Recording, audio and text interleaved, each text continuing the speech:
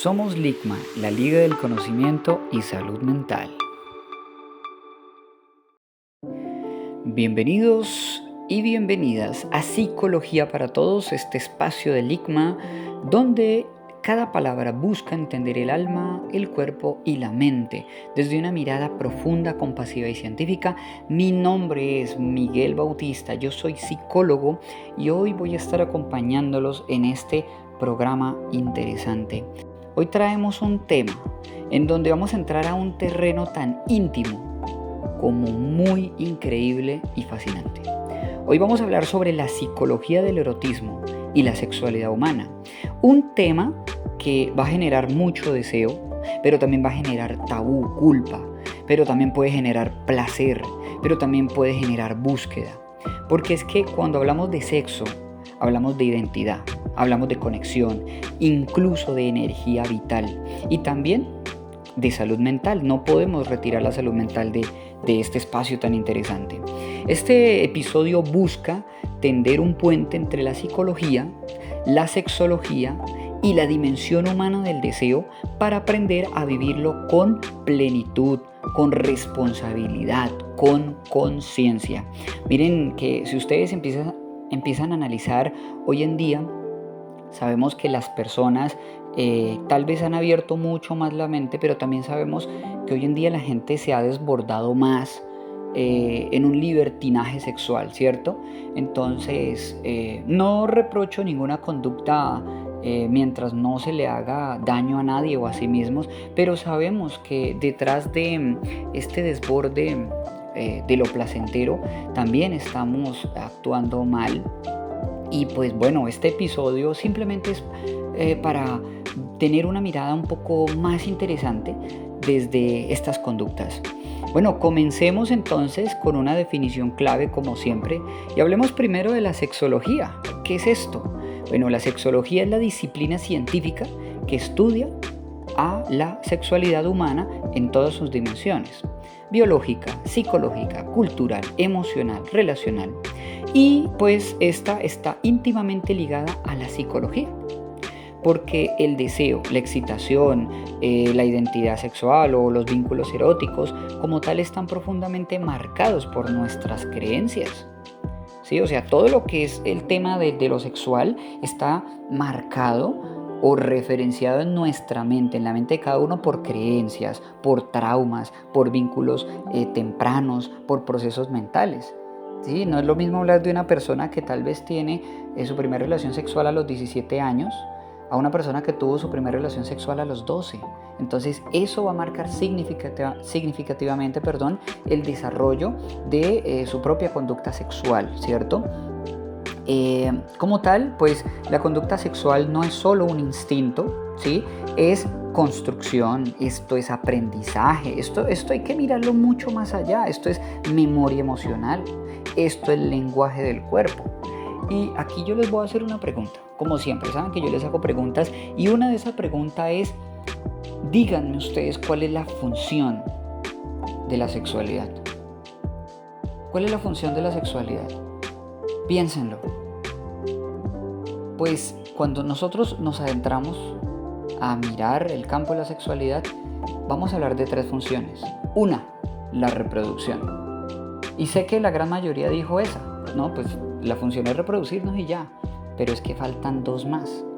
Resulta que la primera es la reproducción, que la raza del ser humano, ¿cierto?, pueda continuar, pueda seguir procreando.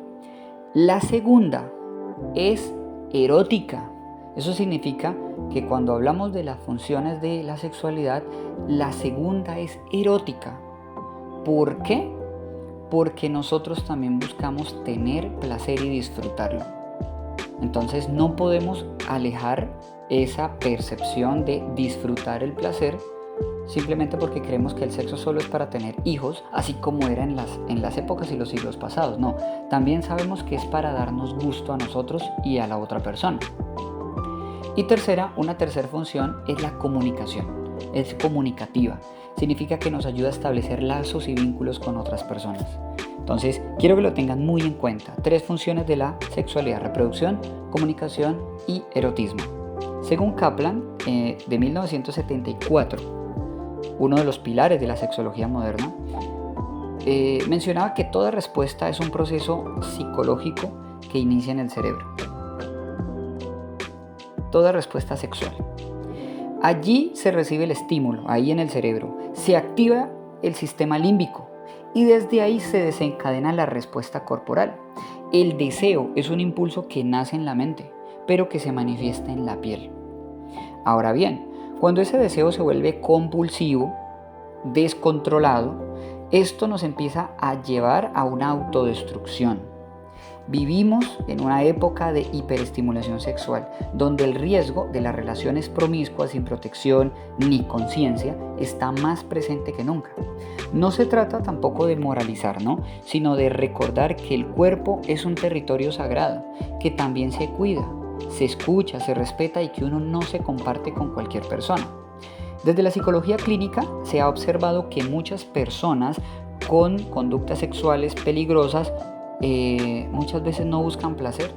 Lo que están buscando es evadirse emocionalmente, o buscan validación, ¿sí? O buscan anestesiar el dolor interno. Por eso, como señala Levin en 2003, en su artículo Sexual Healing, el trabajo terapéutico debe ir más allá de la conducta. Y aquí debe tocar la historia sexual y emocional de la persona. Entonces, en este recorrido también nos vamos a encontrar, por ejemplo, con parafilias, por ejemplo. ¿Y qué es esto? Pues son patrones de excitación sexual hacia objetos, situaciones o personas que se desvían de lo considerado normotípico, ¿sí? O sea, dentro de lo que debe ser algo común, se desvía de eso. Algunas pueden ser inofensivas, ¿cierto? Pero hay otras parafilias que generan sufrimiento y daño. Y hoy pues les voy a hablar de 5, pero hay muchísimas. Y hay que tener algo en cuenta antes de hablar de las parafilias, y es que 1. La parafilia es algo que es como una especie, sí, es un patrón de excitación sexual que es inusual, ¿sí? Pero la parafilia es diferente a los trastornos que están en el DSM-5, a los trastornos sexuales, es algo muy diferente. Bien, pero adicionalmente a eso, digamos que, o sea, para que veamos alguna diferencia, por ejemplo, hay personas que se excitan con los árboles, ¿sí?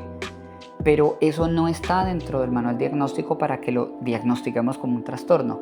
Pero si es disfuncional, sí puede ser clasificado como un trastorno que no es común, ¿sí? Ya es algo más generalizado que está dentro del manual. Bueno, entonces, aquí vamos a hablar de 5 definiciones básicas para comprenderlas sin ningún prejuicio, pero vamos a hacerlo con claridad. Entonces, primero, el exhibicionismo.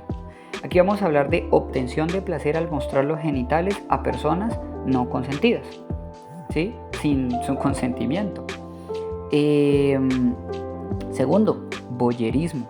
Ya estamos hablando de la excitación al observar a otros desnudos o teniendo relaciones sin su consentimiento. ¿Ven? Esa es la diferencia. Tercero, froterismo. Necesidad de frotarse contra personas sin su permiso en espacios públicos. O sea, todo lo que estamos hablando es conducta sexual, que si usted la hace con su pareja, pues no va a haber, o sea, puede haber un exhibicionismo con tu pareja, pero es que es tu pareja. Puede haber un voyerismo en unas relaciones en donde, no sé, tú practiques relaciones sexuales con otra persona o con 2 personas, pero es algo consensuado.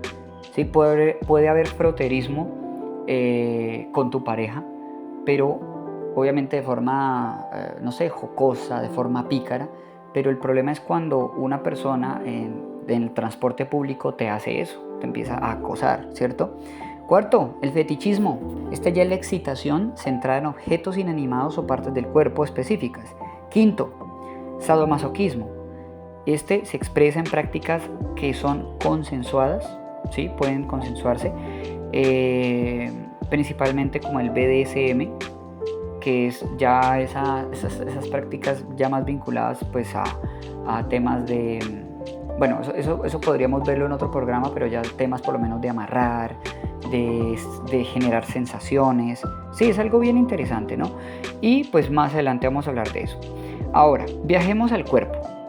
Según Master y Johnson, en 1966, ellos hablaron de la respuesta sexual humana que se divide en 5 fases.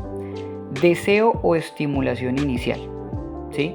Entonces, esta activa la corteza cerebral. Esto genera excitación, ¿sí? O sea, primero está el deseo o estimulación, vi algo que me gustó o tal vez a una persona me tocó y eso me gustó, entonces se genera un estímulo inicial que genera la fase de excitación. La fase de excitación tiene cambios físicos como pues la erección, la lubricación, también hay mayor irrigación sanguínea hacia los genitales. Después, cuando se empieza pues ya a mantener una relación sexual o prácticas, empieza la excitación a subir hasta que se empieza a presentar una fase que se llama meseta, que es la intensificación del placer. La meseta tiene que llegar a un punto que se llama el orgasmo. Y aquí es la liberación neurofisiológica con liberación de oxitocina y dopamina.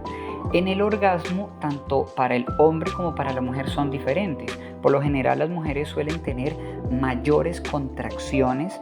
¿Qué es el orgasmo? El orgasmo es una contracción mioclónica de pues, los músculos que están allí en la base de los genitales, y esto está acompañado de contracciones repentinas. Esas contracciones repentinas generan al mismo tiempo placer y generan también neurotransmisores que generan sensaciones muy placenteras y agradables, y todo eso combinado es el orgasmo. Pero la mujer tiene mayores contracciones mioclónicas que el hombre tiene menos, ¿sí? Bueno, más adelante hablaremos de más curiosidades. Entonces, listo. Llegamos al orgasmo, entonces aquí es la liberación neurofisiológica, lo que les comentaba, pero resulta que cuando el orgasmo llega a su punto máximo, en el caso de las mujeres pueden seguir sintiendo orgasmo. Pero lo que ocurre es que el hombre entra en un periodo que se llama periodo de refracción, y aquí el cuerpo retorna a su estado básico, a su estado basal. Tiene que pasar un tiempo determinado, no puede ser tampoco mucho, en donde otra vez el hombre puede volver a tener relaciones sexuales. Puede suceder que simplemente sea una relación sexual, llega a su periodo de refracción, pueden ser 5 minutos, 10 minutos, 20 minutos, según la persona y también según la edad. A mayor edad el periodo refractario es mucho más amplio, y después, pues si el hombre tiene el deseo de continuar, lo sigue haciendo, ¿cierto? En el caso de la mujer, pues no se da este periodo de refracción como tal, o en algunas mujeres sí lo pueden presentar. Eso depende pues de cada persona, todos somos diferentes. Ahora, cualquier alteración, oído, en este ciclo, por ejemplo, ansiedad, trauma o creencias, generan dificultades sexuales. Ahí está la explicación de por qué las personas a veces tienen eyaculación precoz, o no tuvieron una erección, o algo ocurrió mientras estaban intentando tener intimidad con su pareja. ¿En dónde se da? En entender estos procesos y estas fases. Cuando tú entiendes las fases, sabes que viene todo un proceso: deseo, excitación, meseta, orgasmo y fase refractaria, y sabes que son fases naturales. Pero si tú estás afectado por ansiedad, por traumas, por depresión, por las hormonas o por creencias, eso va a generar dificultades sexuales. Algunas de las más frecuentes son la disfunción eréctil, el vaginismo, la eyaculación precoz, la anorgasmia, ¿sí? Que es la falta de deseo, la persona no siente deseo como tal. Y sí, realmente muchos de esos problemas tienen origen realmente psicológico más que físico. ¿Cómo lo ven? ¿Cómo ven esa curiosidad? Bueno, ahora, hay varios caminos para que la persona pueda mejorar. Aquí vamos a compartir 5 tips claves para mejorar esa salud sexual, esa salud erótica. Primero, miren, trabajen su autoimagen. El placer comienza con que ustedes se sientan bien con ustedes mismos. Eso va a proyectar seguridad. Segundo, hablen de sus deseos y de sus límites con su pareja. La comunicación es afrodisíaca. Si ustedes le dicen a su pareja: mire, a mí me gusta esto, no compartiría esto, no compartiría aquello, y también escuchan cuáles son los deseos de su pareja, los fetiches, las fantasías, eso alimenta una relación. y eso va a ser muy bueno para que la relación se mantenga.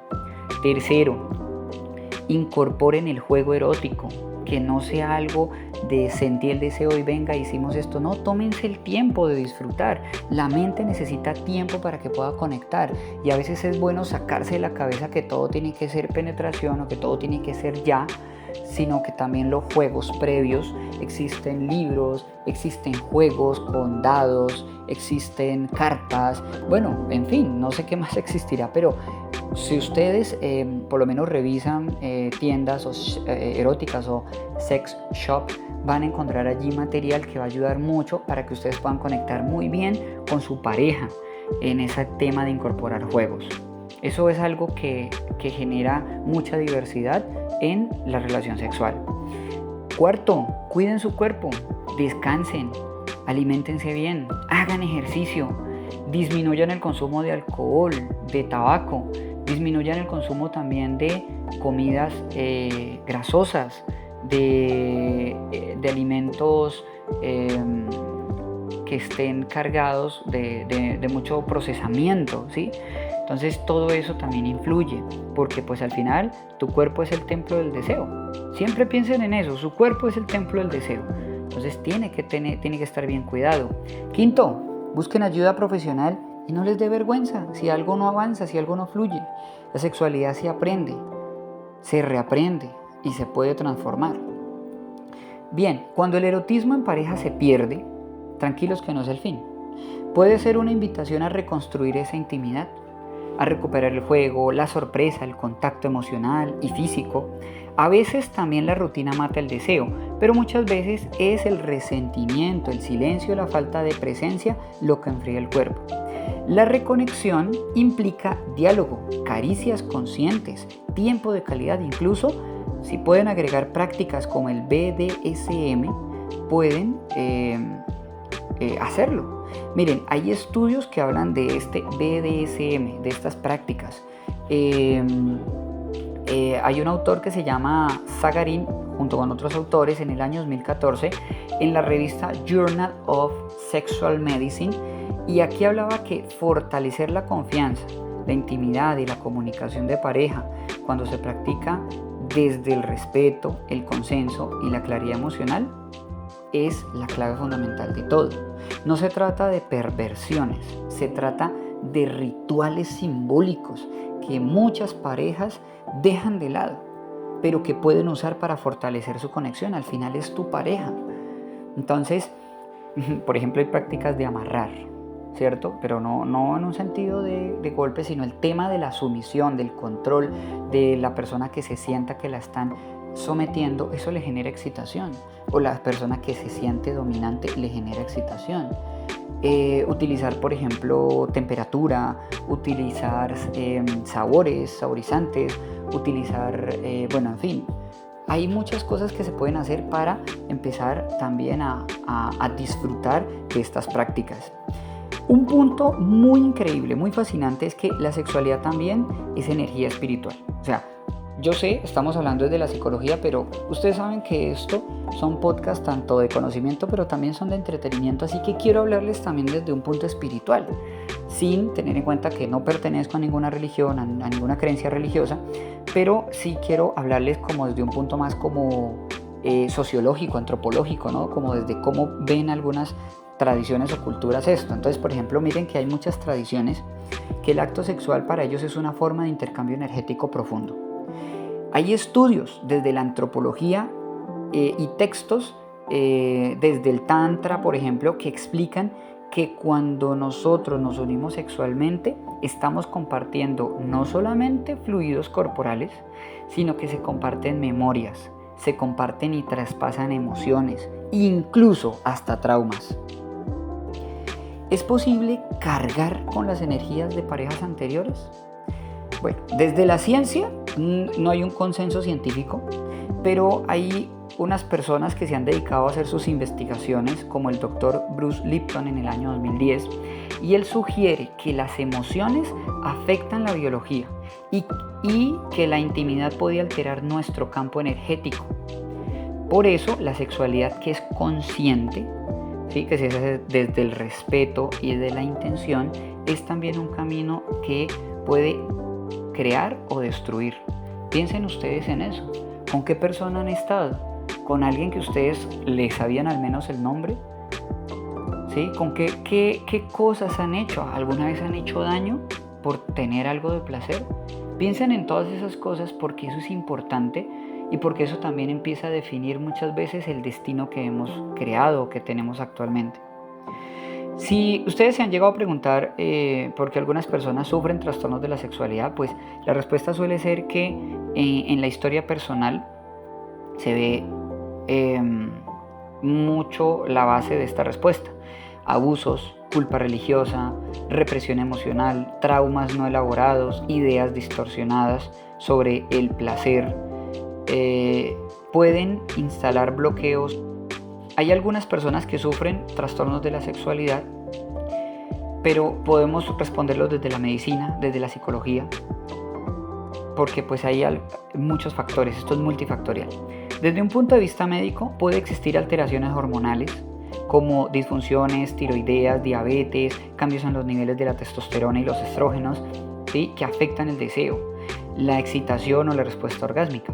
También algunas enfermedades que son cardiovasculares o neurológicas o el uso prolongado de ciertos fármacos interfieren con la respuesta sexual del cuerpo. Ahora, desde la psicología, estos trastornos pueden estar relacionados con trastornos de ansiedad, depresión, estrés crónico y con estilos de apego inseguros que afectan la confianza, la entrega o la intimidad. En muchos casos se da una interacción entre lo físico y lo emocional. Una disfunción médica genera ansiedad y la ansiedad perpetúa el problema, es como un ciclo. Para eso es fundamental abordar la sexualidad desde una mirada integral, multidisciplinaria, quitándonos juicios, tabúes de la cabeza, reconociendo que con el tratamiento adecuado, el acompañamiento terapéutico, la educación sexual clara, la mayoría de los trastornos sexuales pueden empezar a superarse y transformarse en oportunidades para el crecimiento personal y pues también de tu pareja. Entonces, bueno, muy bien. Digamos que esto era lo que teníamos para el día de hoy. Este fue un programa de psicología para todos, una producción del ICMA, donde el conocimiento busca transformar en salud, en gozo, en humanidad. Si les gustó este material, suscríbanse, denle like, compártanlo si saben que a alguien le puede servir. Y los invitamos a que vivan una sexualidad consciente, con amor propio, con placer auténtico. El erotismo no es pecado, no es frivolidad, es lenguaje. Sabemos que está en nuestra genética y es un lenguaje que también tiene el alma, es energía creadora. Nos volveremos a escuchar en un próximo episodio. Recuerden que somos LICMA, así lo declaramos, así lo vivimos y así lo entregamos. Que estén muy bien. Chao.